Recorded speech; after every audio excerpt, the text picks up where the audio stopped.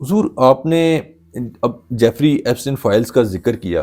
اب اسی سے جڑا ایک اور سوال ہے کہ جیسا کہ آپ کو علم ہے کہ ان فائلز میں دنیا بھر کی ایسی پرسنالٹیز کا بھی ذکر ہے جنہوں نے بظاہر تو دنیا میں امن کا جھنڈا لہرایا ہوا ہے، لیکن کہیں نہ کہیں ان کا بھی تذکرہ اس میں ہے. جیسے امریکہ کے صدر ہے مملکت ہیں یہ جناب ٹرمپ صاحب، ان کا ہے، پھر بل کلنٹن ہے، پھر آپ کا جو فیمس پرسنالٹی ہے بل گیٹس، ان جیسے ناموں کا بھی ان فائلز میں تذکرہ ہے. تو اس کے پیچھے پیرو کیا راز ہے؟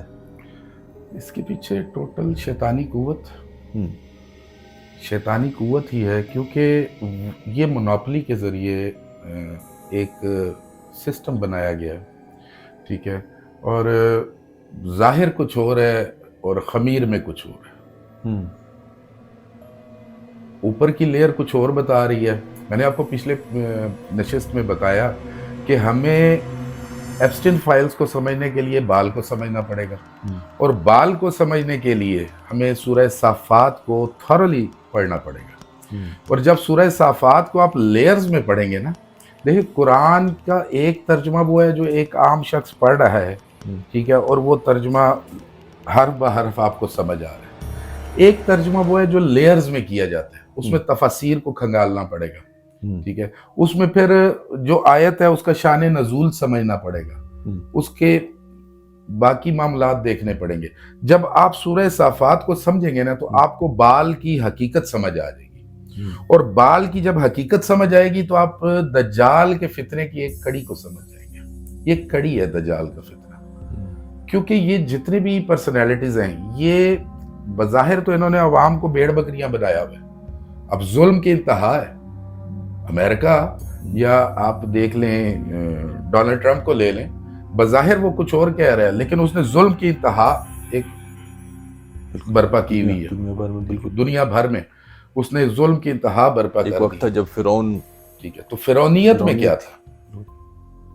اب پھر سامری جادوگر نے جو ایک وہ بچڑا بنایا تھا، اس سے ملتا جلتا ہی یہ اینٹیٹی ہے نا، ٹھیک ہے. یہ خالی ایک تخیلاتی تصویر نہیں ہے بات، یہ پراپر ایک اینٹیٹی ہے، اور یہ کمپینین ہے شیطان کا. اور اس کو جو شیطانی عمل کرنے والے لوگ ہیں وہ اس کو دعوت کرتے ہیں، اس کو دعوت دیتے ہیں، اس کو باقاعدہ سمن کیا جاتا ہے، پھر اس کو دعوت دی جاتی ہے، پھر یہ ان کے وہ ناجائز کام سر انجام دیتا ہے. لیکن وہ ناجائز کام سر انجام دینے کے لیے یہ ان سے سیکریفائس مانگتا ہے. گیو اینڈ ٹیک کا رول اس نے امپلیمنٹ کیا ہوا ہے. تو اس کے لیے ہمیں اپنے کلچر میں، ہمیں اپنی درسگاہوں میں ایسی آگہی مہم چلانا پڑے گی کہ ہمارے آنے والے بچوں کو ان فتنوں سے ہم بچا سکیں. بہت ضروری ہے.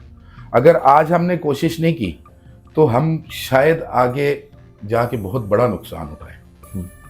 اور میں تو یہ ریکویسٹ کروں گا کہ یہ جس طریقے سے فائلز چلے آ رہی ہیں، فائلز کے بیک اینڈ پہ جو آپ کو ایک تخیلاتی یا جینون پکچرز بھی دکھائی جا رہی ہیں، تو کوشش کریں کہ بچے ان سے تھوڑا سا بچیں. ینگسٹرز کو یا ٹین ایج بچوں کو موبائل کم سے کم دیں، کیونکہ وہ گروئنگ ایج ہوتی ہے. گروئنگ ایج میں بچے کا دماغ ابھی بن رہا ہوتا ہے، گرومنگ کنڈیشن میں ہوتا ہے. تو وہ گرومنگ کنڈیشن میں بچہ کیا اس سے سبق ہے جب اس کو ٹیچر نہیں مل رہا. جب وہ اگر کچھ بچے ایسے ہوتے ہیں کچھ گھروں میں کہ ماں باپ بچوں کو ٹائم ہی نہیں دے پا رہے، بچہ اپنے والدین سے پوچھ ہی نہیں رہا کہ بابا یا ماما یہ کیا، یہ جو نیٹ پہ آ رہا ہے یہ کیا ہے، ٹھیک ہے.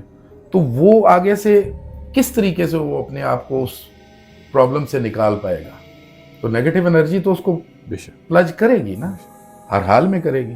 اس کے لیے ایسی درسگاہوں میں ایسی آگہی مہم کی ہمیں ضرورت ہے کہ جو آگے چل کے ہمارے بچوں کو فتنہ دجال سے محفوظ رکھ سکے.